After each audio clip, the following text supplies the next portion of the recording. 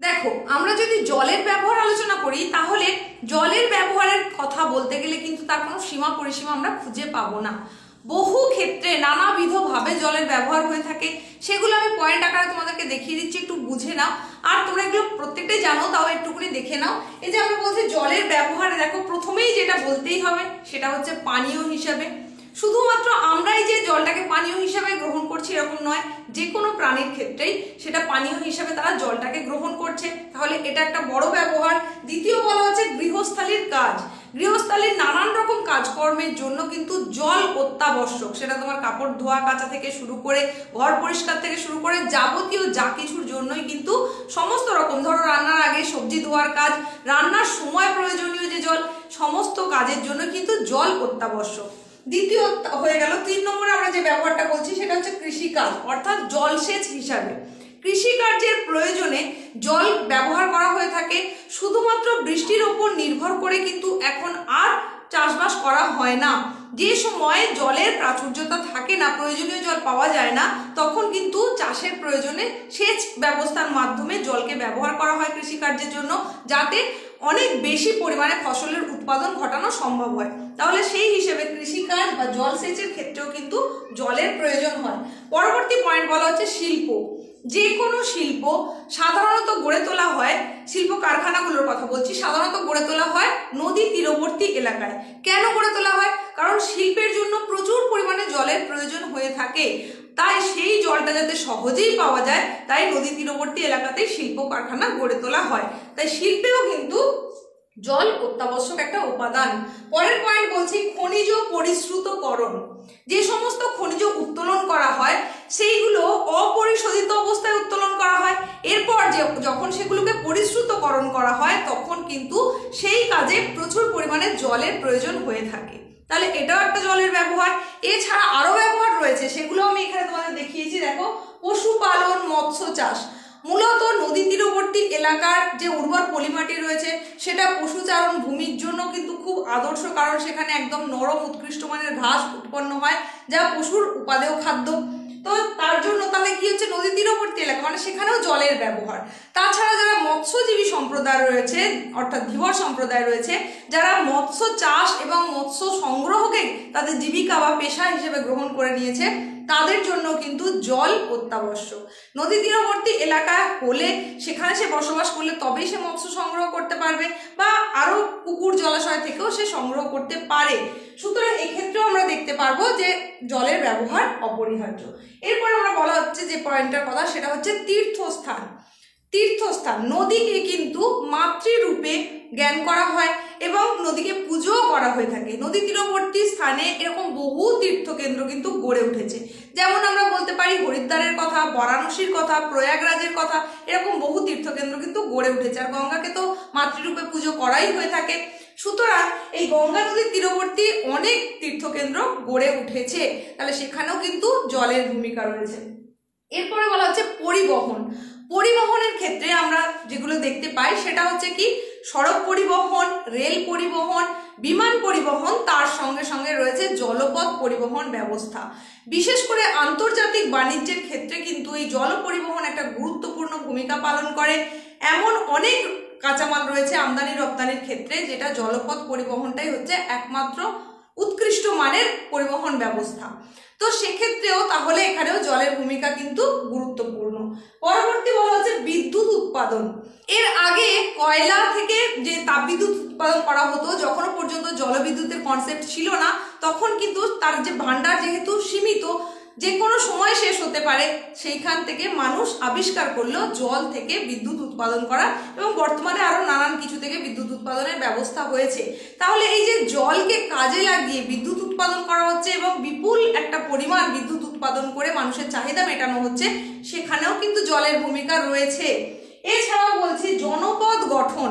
জনপদ গঠন মানে এই যে বললাম নদী তীরবর্তী এলাকা বা যে কোনো একটা জনবসতি যখন গড়ে ওঠে কোনো জলাশয়ের ধারে বা নদীর তীরবর্তী স্থানে, আমরা প্রাচীনকাল থেকে যদি লক্ষ্য করি তাহলে সভ্যতার বিকাশ সেখানে যদি আমরা লক্ষ্য করি তাহলে কি দেখবো, প্রত্যেকটা সভ্যতা ছিল কি নদী মাতৃক সভ্যতা, মানে নদীকে কেন্দ্র করে সেই সভ্যতাগুলো গড়ে উঠেছে। তাহলে নদী তীরবর্তী স্থানের উর্বর পলিমাটি, জলের প্রাচুর্যতা, নানান রকম সুযোগ সুবিধার জন্যই কিন্তু নদী তীরবর্তী স্থানে সভ্যতার বিকাশ সাধন হয়েছিল। এখনো পর্যন্ত সেই ধারা অব্যাহত রয়েছে।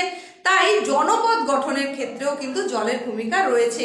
তো এই এত রকম জলের ব্যবহার, আরো হয়তো অনেক কিছুই রয়েছে যেগুলো আমি আলোচনা করলাম না, এই কতগুলোই আলোচনা করলাম। সুতরাং জলের ব্যবহার যে অপরিসীম সেটা তো বোঝাই যাচ্ছে।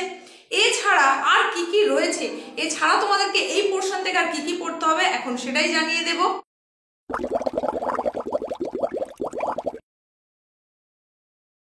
ক্লাস 12 থার্ড সেমিস্টারের সকল প্রিয় ছাত্রছাত্রীদেরকে এসপি ম্যাম ক্লাস এডুকেশন চ্যানেলে স্বাগত জানিয়ে শুরু করছি নতুন আরো একটা উপস্থাপনা। তোমাদের ভূগোল বিষয়ের ভারতের ভূগোল, যেটা পার্ট সি পোর্শনে রয়েছে, তার ইউনিট 2 তে তোমাদের রয়েছে জল সম্পদ অর্থাৎ ওয়াটার রিসোর্স। এইটা সম্পর্কে কিন্তু আজকের উপস্থাপনা নিয়ে চলে এসেছি। হয়তো তোমরা থাম্বনেল দেখে সেটা বুঝেও গেছো। সম্পূর্ণ ক্লাসটা মনোযোগ সহকারে দেখে নাও, বুঝে নাও, তাহলে এই পোর্শন থেকে তোমার যাই প্রশ্নই আসুক না কেন সেটা সঠিক উত্তর তুমি অবশ্যই দিতে পারবে। সময় নষ্ট একেবারেই নয়, চলো সরাসরি আমরা ক্লাসটা চলে যাই। দেখো, এই যে জল সম্পদ বা ওয়াটার রিসোর্সের কথা বলা হচ্ছে, তো জল কি কি ভাবে পাওয়া যায়? আমরা দুভাবে কিন্তু জলটা পেয়ে থাকি। সেটা কি? একটা হচ্ছে ভূগর্ভস্থ জল আর একটা হচ্ছে ভূপৃষ্ঠীয় জল। ভূপৃষ্ঠীয় জল বলতে কি বোঝানো হচ্ছে না, নদী, নালা, খাল, বিল, জলাশয়, পুকুর এই সমস্ত থেকে প্রাপ্ত জল, এটা হচ্ছে ভূপৃষ্ঠীয় জল। আর ভূগর্ভস্থ জল কোনটা? যেটা হচ্ছে ভৌম জল, অর্থাৎ অ্যাকুইফার রূপে যেটা রয়েছে সেটাই হচ্ছে ভূগর্ভস্থ জল। এই দুটো পদ্ধতিতে কিন্তু আমরা জল পেয়ে থাকি। এবার যত জল রয়েছে সবই কি ব্যবহারযোগ্য? না, একেবারেই নয়, সমস্তটাই কিন্তু ব্যবহারের যোগ্য নয়। দেখো, আমরা যে পোর্শনটা পড়ছি সেটাকে বলা হচ্ছে জল সম্পদ। সম্পদ, কোনো জিনিসকে সম্পদ কখন বলা হবে? যখন সেটা মানুষের প্রয়োজনে লাগবে, তার চাহিদা নিবারণ করতে সক্ষম হবে এবং নানান সুযোগ সুবিধা এনে দেবে, তবেই কিন্তু সেটাকে সম্পদ বলা হবে বা রিসোর্স বলে গণ্য করা হবে। সুতরাং জল সম্পদ কখন হবে? জলকে যখন যথেচ্ছ ব্যবহার না করে সঠিকভাবে তার ইউটিলাইজেশন হবে, যখন তার পর্যাপ্ততাকে কাজে লাগিয়ে মানুষের প্রয়োজনকে মেটানো হবে, তখনই সেটা হয়ে যাবে জল সম্পদ। আর এই যে জল সম্পদের কথা বলছি, এই জল সম্পদটাকে কিন্তু সংরক্ষণ অবিলম্বে করা প্রয়োজন।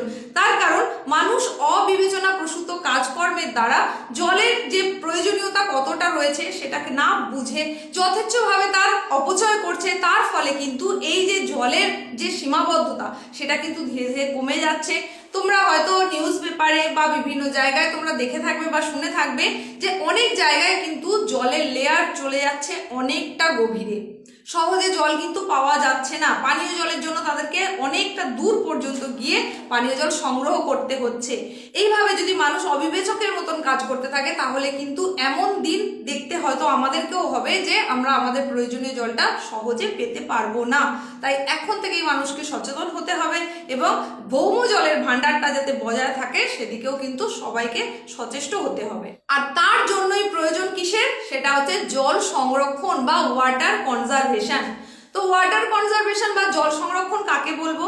জল হচ্ছে একটা প্রবহমান সম্পদ, মানে এটার অস্তিত্ব থাকবে, এটা ফুরিয়ে যাবে এরকম কিন্তু নয়। তবে সেটা যথেচ্ছ ব্যবহার কিন্তু ক্ষতির কারণ হয়ে দাঁড়াবে, আমাদের ভবিষ্যৎকে অনিশ্চিত করে তুলবে। তার জন্য এই যে প্রবহমান সম্পদকে যদি কাজে লাগানো হয়, তার ঠিকঠাক ভাবে দক্ষতাপূর্ণ যদি ব্যবহার করা হয়, তবেই কিন্তু সেটাকে বলা হবে জল সংরক্ষণ বা ওয়াটার কনজারভেশন। তার পরিমিত ব্যবহার করা প্রয়োজন।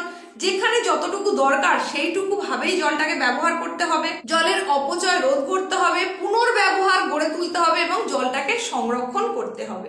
এই সমস্ত দিকে কিন্তু সবাইকে সচেষ্ট হতে হবে। তো এই জল সংরক্ষণের প্রয়োজনীয়তাটা কি, এবার তাহলে সেটা জানতে হবে।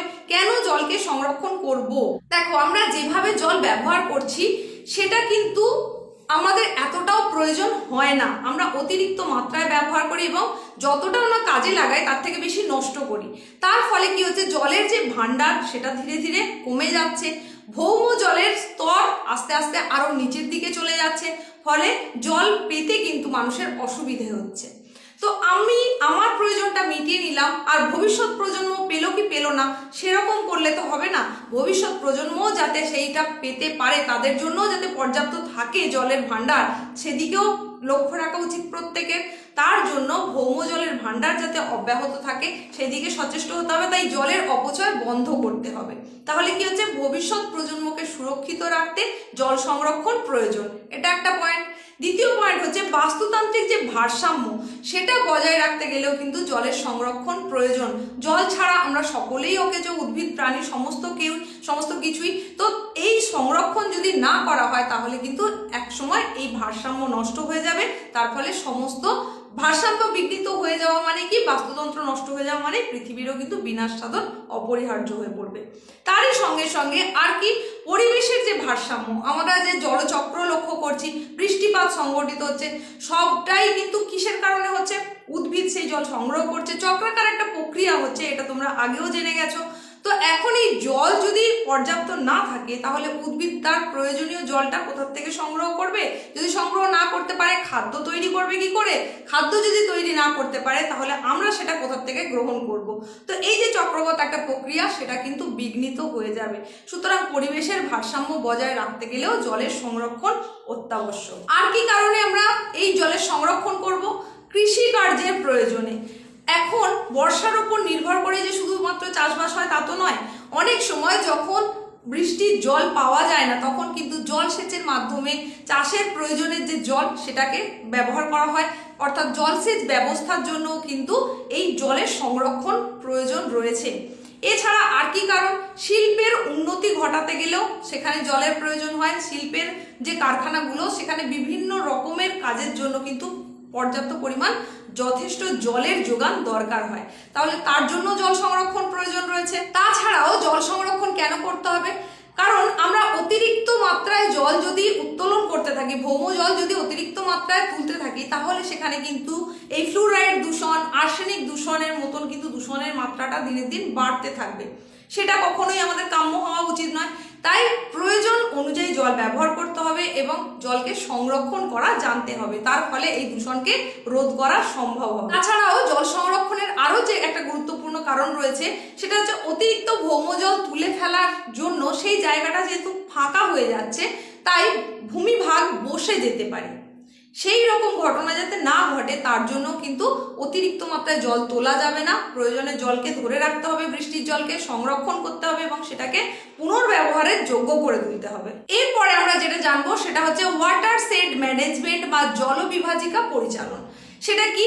জল বিভাজিকা সেটা কি জিনিস না, যদি দুটি নদী অববাহিকাকে একটা উঁচু পর্বত যখন বিভাজিকার আকারে তাদেরকে আলাদা করে দেয় তখনই সেটাকে বলা হয় থাকে জলবিভাজিকা। অর্থাৎ পাশাপাশি অবস্থিত দুটি নদী অববাহিকার মধ্যবর্তী যে উঁচু ভূভাগ বা পর্বত সেটাই কিন্তু জলবিভাজিকা। আর এই জলবিভাজিকার কাজ হচ্ছে নদী অববাহিকাগুলোকে জলের যোগান দেওয়া।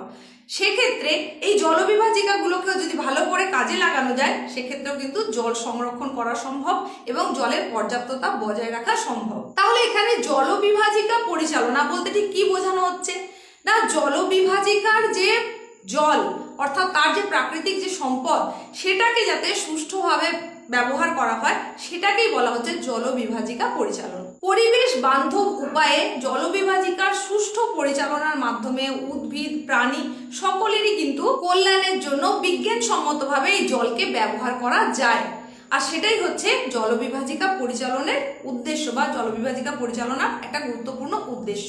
এই যে কথাগুলো এবার আমি বলবো সেগুলো প্রয়োজনে কিন্তু তোমরা নোট ডাউন করে নাও, কারণ এগুলোর মধ্যে একটা হয়তো পয়েন্ট তুলে দিল দিয়ে সেখান থেকে তোমাকে প্রশ্ন করতে পারে। তো এখন আমরা যেটা আলোচনা করব সেটা হচ্ছে জলবিভাজিকার উদ্দেশ্য, জলবিভাজিকা পরিচালনার উদ্দেশ্যগুলি কি কি। তার মধ্যে প্রথম উদ্দেশ্য যেটা বলতে হয় সেটা হচ্ছে জল সংরক্ষণ, সেটা একটা উদ্দেশ্য। তাছাড়া জল নিকাশি ব্যবস্থা, এটাও কিন্তু এর একটা গুরুত্বপূর্ণ উদ্দেশ্য। জলবিভাজিকা পরিচালনার উদ্দেশ্য হিসেবে আরো যেটার কথা বলতে হয় সেটা হচ্ছে এই যে জলের প্রবহমানতাটাকে বজায় রাখা, সেইটা একটা গুরুত্বপূর্ণ উদ্দেশ্য। আর কি এর উদ্দেশ্য রয়েছে?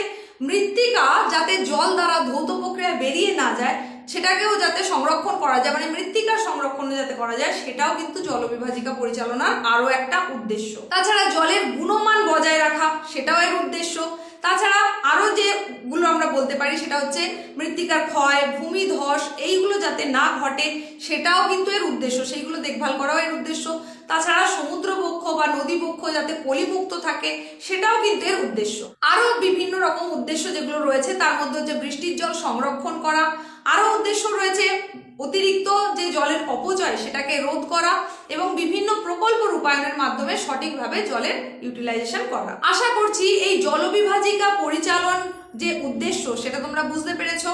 তো অর্থাৎ এই যে ওয়াটার কনজারভেশন যেটা আমরা বলছি, জল সংরক্ষণ, সেটা সম্পর্কে নিশ্চয়ই তোমরা বুঝে গেছো। এরপরে আমরা যেটা জানবো সেটা হচ্ছে রেন ওয়াটার হারভেস্টিং বা বৃষ্টির জল সংরক্ষণ সম্পর্কে। তবে সেটা সম্পর্কে আলোচনার আগে বলি, চ্যানেলে যদি প্রথমে এসে থাকো অবশ্যই চ্যানেলটাকে সাবস্ক্রাইব করো আর পাশে থাকা নোটিফিকেশন বেল আইকনটাকে অবশ্যই অল করে দাও এই ধরনের গুরুত্বপূর্ণ ক্লাসগুলো পাওয়ার জন্য।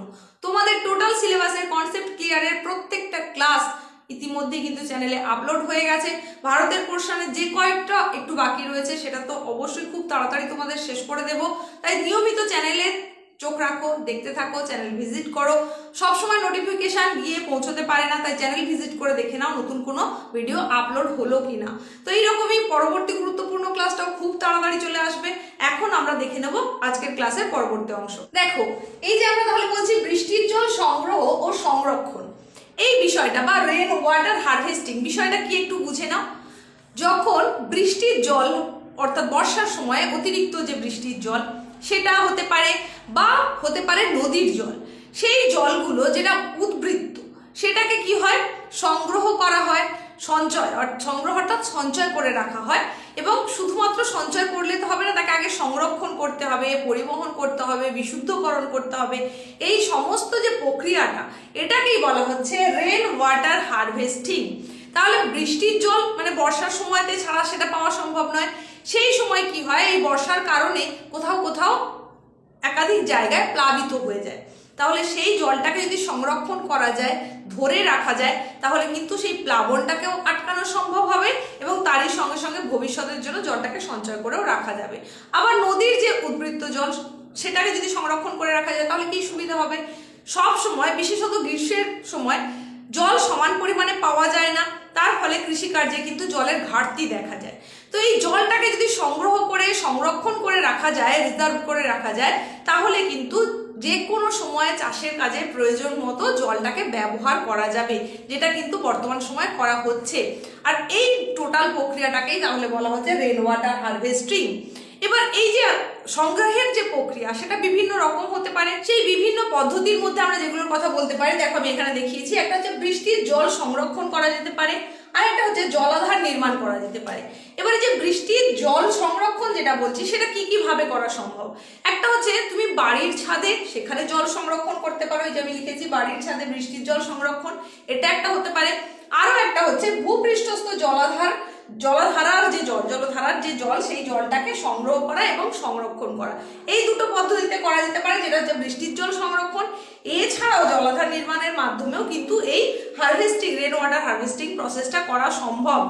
এবার আমরা প্রথম যেটা বলেছি যে বাড়ির ছাদে বৃষ্টির জল সংরক্ষণ, সেটা কিভাবে করা সম্ভব না, এই পদ্ধতিতে যদি বৃষ্টির জলকে বাড়ির ছাদে সুনিয়ন্ত্রিতভাবে আটকে রাখা যায় এবং পরবর্তীকালে ভূপৃষ্ঠস্থ যে জলাধার রয়েছে সেখানে যদি সেটা প্রেরণ করা যায় তাহলে কিন্তু সেটা একটা রেন ওয়াটার হারভেস্টিং হতে পারে।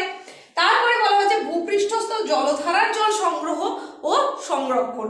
সেক্ষেত্রে কি করা যেতে পারে না, বৃষ্টি হলো, বৃষ্টির ফলে প্রথমে কি হবে মাটিটা সিক্ত বা ভিজে হয়ে যাবে, তারপরে যখন ভিজে হয়ে গেল তারপরেও যদি বৃষ্টি হতে থাকে তখন সেই অতিরিক্ত জলটা কি হবে জলধারার মতন বয়ে যেতে থাকে।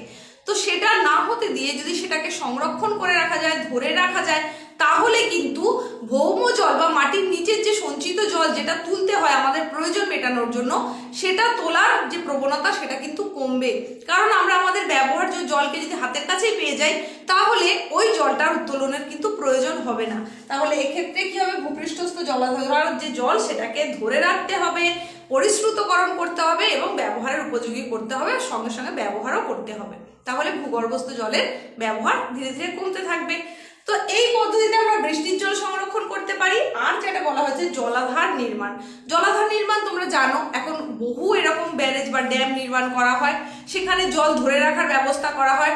সেখানে কি হয়, নদীর মধ্যে আড়াআড়ি ভাবে বাঁধ নির্মাণ করা হয় এবং তার পিছন দিকে এক্সট্রা করে সেখানে জলাধার নির্মাণ করে সেই জল ধরে রাখার ব্যবস্থা করা হয়। আর এই রকম জলটাকে ধরে রাখা যে জল, সেই জলটাকে কখন কাজে লাগানো হয়? যখন শুষ্ক ঋতু, জলের চাহিদা রয়েছে অথচ বৃষ্টির জলের কোনো সম্ভাবনা নেই, পাওয়ার কোনো সম্ভাবনা নেই, তখন ওই ধরে রাখা বা সঞ্চিত বা সংরক্ষিত জলটাকে ব্যবহার করা যায় এবং চাষের কাজের উন্নতি সাধন ঘটানো যায়। তো এই যে ব্যারেজ নির্মাণ বা ড্যাম নির্মাণ যেটা বলছি, সেক্ষেত্রে আমি তোমাদেরকে কতগুলো জলাধারের নাম বলে দিই, এখান থেকে এমসিকিউ আসার সম্ভাবনা রয়েছে। তার মধ্যে প্রথমটা হচ্ছে কি, ভারতের সর্বোচ্চ জলাধার, বা তোমাকে প্রশ্ন করতে পারে ভারতের উচ্চতম জলাধারের নাম কি বা কোন নদীতে সেটা দেওয়া হয়েছে, এরকম বলতে পারে। সেটা হচ্ছে ভাগীরথী নদীর উপরে তেহরি জলাধার। কোথায় রয়েছে? উত্তরাখণ্ড। তো এটা হচ্ছে আমাদের ভারতের উচ্চতম জলাধার। এরপরে তোমাকে এরকম এমসিকিউ আসতে পারে যে ভারতের বৃহত্তম জলাধারের নাম কি? সেটা হচ্ছে শতদ্রু নদীর ওপর নির্মাণ করা যে ভাকরা জলাধার, সেটা হচ্ছে ভারতের বৃহত্তম, যেটা হিমাচল প্রদেশে অবস্থিত। তাহলে আমরা উচ্চতম জানলাম, বৃহত্তম জানলাম। এরপরে যেটা জানবো সেটা হচ্ছে ভারতের দীর্ঘতম জলাধারের নাম কি এবং কোথায় অবস্থিত। সেটা হচ্ছে হীরাকুদ জলাধার। কোথায় অবস্থিত? সেটা অবস্থিত ওড়িশায় মহানদীর ওপরে। তাহলে এই যে তিনটে বললাম, উচ্চতম, বৃহত্তম, দীর্ঘতম, এর মধ্যে একটা কিন্তু এমসিকিউ আসার সম্ভাবনা রয়েছে, তাই এই জায়গাটা ভালো করে নোট করো এবং এটা অবশ্যই পড়ে রাখবে। এখন আমি এবার যেটা আলোচনা করব সেটা হচ্ছে জলসেচ বা ইরিগেশন।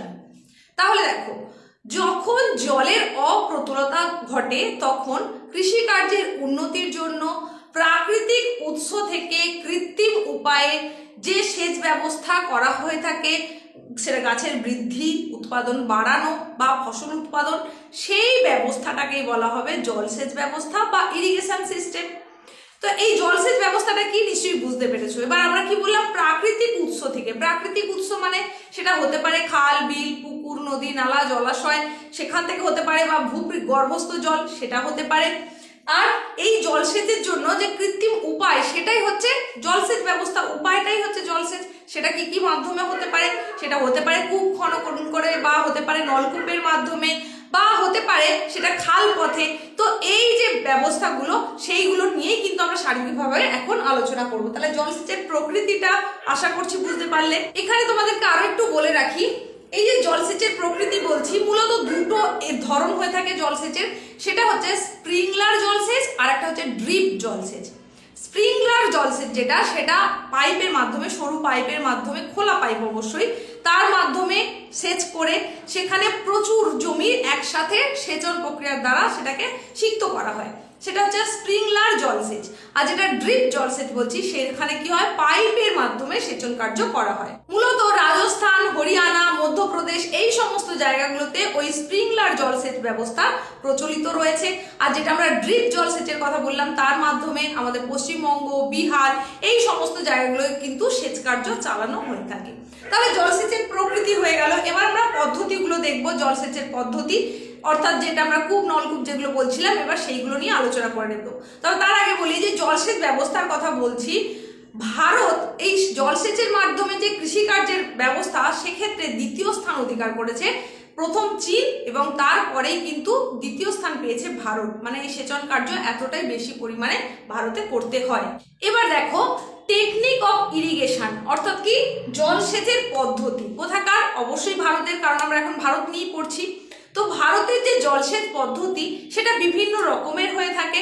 জলসেচ কোথায় করা হবে সেটা নির্ভর করবে এবং আরো অনেক কিছুর উপরে নির্ভর করবে যে এই জলসেচের পদ্ধতি কি রকম হবে। তো পদ্ধতিগুলো কিরকম হয় সাধারণত?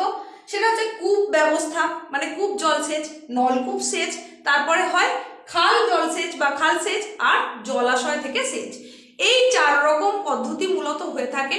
তার মধ্যে কূপ আবার 2 ধরনের হয়ে থাকে। কূপ বা যেটাকে আমরা কুয়ো বলে থাকি, সেটা অস্থায়ী কুয়ো হতে পারে, মানে যেটা কাঁচা, আর পাকাও হতে পারে, যেটাকে বলা হয়ে থাকে স্থায়ী কূপ বা স্থায়ী কুয়ো। আর নলকূপের ক্ষেত্রে আমরা কি দেখিয়েছি দেখো, গভীর আর অগভীর। আবার খালের ক্ষেত্রে আমরা দেখিয়েছি নিত্যবহ, প্লাবন, আর জলাশয়ের ক্ষেত্রে দেখিয়েছি প্রাকৃতিক জলাশয়, কৃত্রিম জলাশয়। এবার পদ্ধতিগুলো একটু বুঝে নিই। প্রথমে বলেছি কূপের কথা। কূপ সাধারণত, কূপ বা কুয়ো কোথায় খোলা যায়? যেখানে ভৌম জলস্তর ভূপৃষ্ঠের খুব কাছাকাছি অংশে থাকবে। এই ক্ষেত্রে ব্যয়টা হয় কম, কারণ কাছাকাছি যেহেতু জলস্তর থাকে তাই অল্প খুললেই কিন্তু অল্প অংশ খোঁড়াখুড়ির মাধ্যমে কিন্তু জল পাওয়া সম্ভব হয়। সেক্ষেত্রে যেগুলো অস্থায়ী বা কাঁচা কুয়ো হয়ে থাকে সেগুলো একদম জমি সংলগ্ন এলাকাতেই তৈরি করা হয়, মানে ডিরেক্ট সেখান থেকে জল পাওয়া যাবে এইভাবেই, সেটা অত্যন্তই খরচ কমটা হয়। আর যেটা আমরা স্থায়ী বলেছি অর্থাৎ পাকা কুয়ো যেটা, সেটা তুলনায় অনেকটা গভীর পর্যন্ত করা হয়, ইট বালি সিমেন্ট দিয়ে গাঁথা হয়, তাই খরচটা সামান্য বেশি হয়, তবে দীর্ঘ সময় পর্যন্ত এখান থেকে জল পাওয়া যায় যেহেতু অনেকটা গভীর পর্যন্ত খনন করা হয়। তো এই হয়ে গেল কূপ ব্যবস্থা, কূপ জলসেচ, যেটার মাধ্যমে মূলত বিহার, উত্তরপ্রদেশ, মহারাষ্ট্র বিভিন্ন জায়গায় কিন্তু সেচ কার্য করা হয়ে থাকে। আর এরপরে বলেছি নলকূপ ব্যবস্থা। নলকূপ ব্যবস্থা মানে এখানে অনেকটা নিচ পর্যন্ত, অনেকটা গভীর পর্যন্ত সেখানে নলের মাধ্যমে জল তোলার ব্যবস্থা করা হয়, নল অর্থাৎ পাইপের ব্যবস্থা করা হয়। এবং সেখানে আমরা দেখছি দুরকম, অগভীর আর গভীর। তো গভীর যেটা সেটা অবশ্যই অনেকটা ডিপে গেলে তবে জলস্তর অবধি পৌঁছানো সম্ভব হয়, ভৌম জলস্তর অবধি। আর যেটা অগভীর সেখানে খুব কাছাকাছি জায়গাতেই জলস্তর পাওয়া যায়। এক্ষেত্রে আমরা বলবো যে এই অগভীর আর গভীর যে নলকূপ অর্থাৎ স্যালো টিউবওয়েল আর ডিপ টিউবওয়েল, যেটা অগভীর সেটাকে বলা হয় থাকে স্যালো টিউবওয়েল, আর যেটা গভীর সেটাকে বলা হয় থাকে ডিপ টিউবওয়েল। এই দুটোর মাধ্যমেও কিন্তু জলসেচ কার্য করা হয়ে থাকে। এটা সাহায্য এই মহারাষ্ট্র, উত্তরপ্রদেশ, মধ্যপ্রদেশ, বিহার এই সমস্ত জায়গাগুলোতে কিন্তু সেচ কার্য করা হয়ে থাকে। এরপর আমরা বলেছি খাল ব্যবস্থা। তাহলে খাল ব্যবস্থা সেটা দুরকম আমরা দেখাচ্ছি, একটা নিত্যবহ, একটা প্লাবন। নিত্যবহ মানে যে খালে সারা বছরই জল থাকে সেটাই হচ্ছে নিত্যবহ খাল। তাহলে এই ধরনের খালগুলো সারা বছর যে সমস্ত নদীতে জল থাকে তার থেকে কাটা হয়েছে, তাই সেটা নিত্যবহ। তার মানে যে নদীগুলো বরফ গলা জলে পুষ্ট, সারা বছর সেখানে জল থাকে, আর সেখান থেকেই কিন্তু এই সমস্ত খালে জল আসে, তাই এরা নিত্যবহ খাল। আর যেটা আমরা প্লাবন খাল বলেছি সেটা কি হয়, শুধুমাত্র বর্ষার সময় বৃষ্টির জল অতিরিক্ত হয়ে গেলে, নদীর একটা নির্দিষ্ট সীমা ছাড়িয়ে গেলে তখন সেই সমস্ত খালে জল আসে। অর্থাৎ প্লাবন খাল এই কারণেই বলা হয়, বন্যার জল যখন দুকুল ছাপিয়ে যায় নদীকে তখনই ওই সমস্ত খালে জল আসা সম্ভব হয়। এই দুটো পদ্ধতিতেও কিন্তু জলসেচ কার্য করা হয়, যেটাকে বলা হচ্ছে খাল জলসেচ। আর তারপরে আমরা বলেছি জলাশয় ব্যবস্থা, যেটাকে আবার দুটো ভাগে ভাগ করা হচ্ছে, একটা প্রাকৃতিক জলাশয় নির্মাণ আর একটা কৃত্রিম জলাশয় নির্মাণ। তো যেটা কৃত্রিম উপায় সেটা কি হয়, কৃত্রিম ভাবে যখন মাটি খনন করা হয় তখন একটা অবনমিত অঞ্চল তৈরি হয়, সেই জায়গায় জল জমে গেলেই কিন্তু এই কৃত্রিম জলাশয়টা তৈরি হওয়া সম্ভব। সেটা হতে পারে পুকুর, হতে পারে সেটা বিল, দিঘি, এই জাতীয় কিছু হতে পারে। আর যেটা আমরা প্রাকৃতিক বলছি সেখানে প্রাকৃতিক ভাবে নদী এলাকায় বাঁধ দিয়ে যখন জলাশয় তৈরি করা হয় আলাদা করে, তখন সেটাকে বলা হচ্ছে প্রাকৃতিক জলাশয়। এটা মূলত বৃহৎ আকৃতির হয়ে থাকে, আর কৃত্রিম যেটা সেটা তুলনায় ক্ষুদ্র আকৃতিযুক্ত হয়ে থাকে। এই যে টোটাল সমস্ত পদ্ধতির কথা বললাম, এই এত পদ্ধতিতে ভারতে জলসেচ করা হয়ে থাকে। আর খাল সেচ যেটা আমরা বলছিলাম, এখানে তোমাদেরকে একটু বলে রাখি, এমসিকিউ প্রশ্ন আসতে পারে। ভারতের দীর্ঘতম খাল হচ্ছে ইন্দিরা গান্ধী খাল, এখান থেকেও কিন্তু এমসিকিউ আসতে পারে, তাই প্রয়োজনে অবশ্যই এটাও নোট করো। এই ইন্দিরা গান্ধী খালের দৈর্ঘ্যটা ঠিক কতটা সেটা বোঝানোর জন্য তোমায় বলি, একেবারে পাঞ্জাব থেকে শুরু করে রাজস্থান পর্যন্ত এই খালটা রয়েছে, মানে এতটাই দীর্ঘ ইন্দিরা গান্ধী খাল। তো সেটা তো হয়ে গেল ভারতের দীর্ঘতম খাল।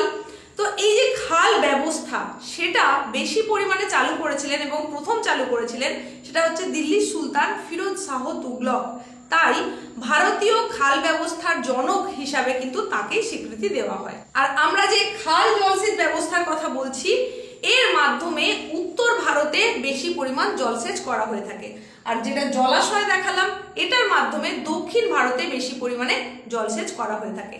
তাহলে এই হয়ে গেল আমাদের টোটাল টেকনিক অফ ইরিগেশন, অর্থাৎ জলসেচের যে পদ্ধতি সেগুলো হয়ে গেল। তো এখানে তোমাদের বেশ কিছু ছোট ছোট প্রশ্ন কিন্তু এখান থেকে আসতে পারে, সেইগুলো সম্পর্কে তোমাদেরকে একটু জেনে রাখতে হবে। যেমন যেহেতু আমরা জলাধার সম্পর্কে আলোচনা করছিলাম, তাই তোমরা একটু এটা জেনে রাখো, জলপথকে কিন্তু উন্নয়নের জীবন রেখা বলা হয়ে থাকে। মানে ভিডিওর শুরুর দিকে আমরা জলের ব্যবহার বলতে গিয়ে যেটা বলেছিলাম যে পরিবহনে কিন্তু জলপথের একটা অবশ্যই গুরুত্বপূর্ণ ভূমিকা রয়েছে, আর সেই জায়গা থেকে তোমাদের কিন্তু এই প্রশ্নটা আসতে পারে যে জলপথকে উন্নয়নের জীবন রেখা বলা হয়, সেটা সত্য না মিথ্যা এটা বলতে পারে। বা শূন্যস্থান পূরণ হিসেবে আসতে পারে, তাই এই তথ্যটা তোমরা অবশ্যই নোট করে রাখো। আরো একটা তোমরা নোট করে রাখতে পারো, সেটা হচ্ছে জাতীয় জল নীতি কবে চালু হয়, সেটা হচ্ছে 1987 সালে। আরো একটা, সেটা হচ্ছে বিশ্ব ও জাতীয় জল দিবস পালন করা হয় কবে, মানে তোমাকে আলাদা বলতে পারে বিশ্ব জল দিবস কবে পালন করা হয়, বা বলতে পারে জাতীয় জল দিবস কবে পালন করা হয়, বা চারটে অপশন দিয়ে দিল, 4 রকম তারিখ দিয়ে দিল, এই তারিখে বিশ্ব জল দিবস পালন করা হয়, এটা বলতে পারে। তো সঠিক উত্তরটা হচ্ছে কি না 22শে মার্চ বিশ্ব জাতীয় জল দিবস পালন করা হয়। আরো একটা তোমাদের জল ধরো জল ভরো, এই যে প্রকল্প, সরকারি প্রকল্প, সেটা সেই কর্মসূচি কবে গৃহীত হয়, এটাও কিন্তু প্রশ্ন আসে। হয়তো তোমাকে অপশন দিয়ে দিল 2011, 12, 13, 14 এরকম পরপর দিয়ে দিল, তাহলে সেখানে সঠিক উত্তর হবে 2011। এই যে জল ধরো জল ভরো প্রকল্পের কথা বলছি, এটা হচ্ছে বৃষ্টির জল সংরক্ষণের উদ্দেশ্যে গৃহীত একটা প্রকল্প, যেটা পশ্চিমবঙ্গের তরফ থেকে এটা গৃহীত হয়েছিল 2011 সালে। আর এছাড়াও গঙ্গার জল পরিশুদ্ধকরণের জন্য একটা প্রকল্প গৃহীত হয়েছিল, সেটার নামও অনেক সময় জানতে চাওয়া হতে পারে, এমসিকিউ প্রশ্ন আসতে পারে। সেই প্রকল্পটার নাম কি, সেটা হচ্ছে নমামি গঙ্গে। তাহলে নমামি গঙ্গেটা কি না গঙ্গার জল পরিশ্রুতকরণের একটা প্রকল্প। আর এই যে বৃষ্টির জল সংরক্ষণের কথা বলছিলাম, যেটা আমরা রেন ওয়াটার হারভেস্টিং এর কথা বলছিলাম, সেই দিক থেকে ভারতের মধ্যে অগ্রণী হিসাবে যে রাজ্যটা রয়েছে সেটা হচ্ছে তামিলনাড়ু। দক্ষিণ ভারতের তামিলনাড়ু এই জল ধরো জল ভরো মানে জল সংরক্ষণ প্রকল্পের দিক থেকে কিন্তু এগিয়ে রয়েছে। আর এটা তো একটু আগেই বললাম যে সেচ সেবিত জমির দিক থেকে বিশ্বে ভারত দ্বিতীয় স্থান অধিকার করেছে, সেটা হচ্ছে চীনের পরে। আর এখানে আমরা যতগুলো জলসেচ পদ্ধতি দেখিয়েছি তার মধ্যে যে কূপ জলসেচের দিক থেকে সর্বপ্রথম ভারতের মধ্যে যে রাজ্যটা রয়েছে সেটা হচ্ছে মধ্যপ্রদেশ। আর নলকূপ, এটার ক্ষেত্রে আমরা কি বলতে পারি, ভারতে যত জলসেচ ব্যবস্থা প্রচলিত রয়েছে তার মধ্যে সবথেকে উল্লেখযোগ্য গুরুত্বপূর্ণ সেটা হচ্ছে নলকূপ, অর্থাৎ ভারতের প্রধান জলসেচ পদ্ধতি হচ্ছে নলকূপ জলসেচ। এখন আমি যেগুলো আলোচনা করছি এগুলো সবই কিন্তু তোমার অতি গুরুত্বপূর্ণ কিছু অংশ, যেখান থেকে এমসিকিউ প্রশ্ন আসতে পারে, সেই মোতাবেক তোমাদেরকে প্রশ্ন এবং তার সঙ্গে সঙ্গে উত্তরগুলো বলছি, অবশ্যই প্রয়োজনে কিন্তু নোট করতে হবে। তো আরো যেটা এখানে আমি তোমাদেরকে দেখিয়েছিলাম খালের মধ্যে দুটো ভাগ দেখিয়েছিলাম, নিত্যবহ আর প্লাবন। তার মধ্যে নিত্যবহ খাল এটা দেখতে পাওয়া যায় বিশেষত উত্তর ভারতে, আর দক্ষিণ ভারতের যে খালগুলো তার অধিকাংশই হচ্ছে প্লাবন খাল। এখান থেকেও কিন্তু ছোট প্রশ্ন আসতে পারে। আবার যেটা দেশের দীর্ঘতম অর্থাৎ ভারতের দীর্ঘতম খাল বললাম ইন্দিরা খাল, এর আগে কি নাম ছিল সেটাও কিন্তু আসতে পারে, সেটা হচ্ছে রাজস্থান খাল। এরপরে আমরা যেটা আলোচনা করব সেটা হচ্ছে জল সম্পদের পরিবেশ বান্ধব ব্যবহার, যেটাকে বলা হয় ইংলিশে sustainable use of water resources. আমরা কি জানি না আমাদের পৃথিবীর 3 ভাগ হচ্ছে জল আর 1 ভাগ স্থল, আর এই 3 ভাগ জলের মধ্যে অধিকাংশটাই কিন্তু অব্যবহার্য। এই 3 ভাগ জলটাকে যদি আমরা 100% ধরে নিই, তার মাত্র 3% হচ্ছে ব্যবহারযোগ্য জল, মানে সেটা সুপেয় জল এবং ব্যবহারযোগ্য জল। তার আবার অধিকাংশটাই কোথায় রয়েছে, মেরু অঞ্চলে, পর্বতের উচ্চ পার্বত্য অঞ্চলে, সেখানে বরফ হয়ে আবার অধিকাংশটাই জমা অবস্থায় রয়েছে। তাহলে বুঝতেই পারছো যে খুব সামান্য পরিমাণ জল যেটা কিন্তু প্রাপ্ত হয়ে রয়েছে আমাদের ব্যবহারের জন্য। তাহলে দিনের দিন চাহিদা বাড়ছে, মানুষের সংখ্যা বাড়ছে, মানুষ ছাড়া অন্যান্য প্রাণীর তাদেরও জলের চাহিদা রয়েছে। সেই প্রয়োজনীয়তা বা সংকুলান মেটানোর জন্য এই জলকে কিন্তু পরিবেশ বান্ধব করে তাকে ব্যবহার করার প্রয়োজন রয়েছে। তাই বলা হচ্ছে যে পরিবেশের সঙ্গে সামঞ্জস্য রেখে জলের সুষ্ঠু ব্যবহারই হলো জল সম্পদের পরিবেশ বান্ধব ব্যবহার। আশা করছি এই পোর্শনটা বুঝতে পেরেছো। তাহলে দেখো জলের পরিবেশ বান্ধব ব্যবহার বা সুস্থায়ী ব্যবহারের জন্য যে যে পদ্ধতিগুলো অবলম্বন করা যেতে পারে সেগুলো কি না বৃষ্টির জল সংরক্ষণ করে ব্যবহার করা যেতে পারে, জলাধারে জল সংরক্ষণ করে সেটা ব্যবহার করা যেতে পারে, তাছাড়া যেটা বর্জ্য জল সেই বর্জ্য জলকেও কিন্তু পরিশোধন করে মানুষের ব্যবহারের উপযোগী করে তোলা যেতে পারে। তাহলে এই বর্জ্য পরিশোধনের মাধ্যমে যে জল সেটা অবশ্যই পরিবেশ বান্ধব তাকে হতে গেলে পরিশ্রুতকরণের প্রয়োজন রয়েছে, তবেই কিন্তু সেটার ব্যবহার করা যাবে। আর সব থেকে বেশি যেদিকে লক্ষ্য রাখতে হবে সেটা হচ্ছে জলের অপচয় একেবারে বন্ধ করতে হবে। তো এই হয়ে গেল আজকের উপস্থাপনার আলোচ্য, সম্পূর্ণটা আলোচনা করে দিলাম, অর্থাৎ ভারতের জল সম্পদ নিয়ে আমাদের আলোচনা হয়ে গেল। নেক্সট পার্ট নিয়ে খুব তাড়াতাড়ি আবার চলে আসছে।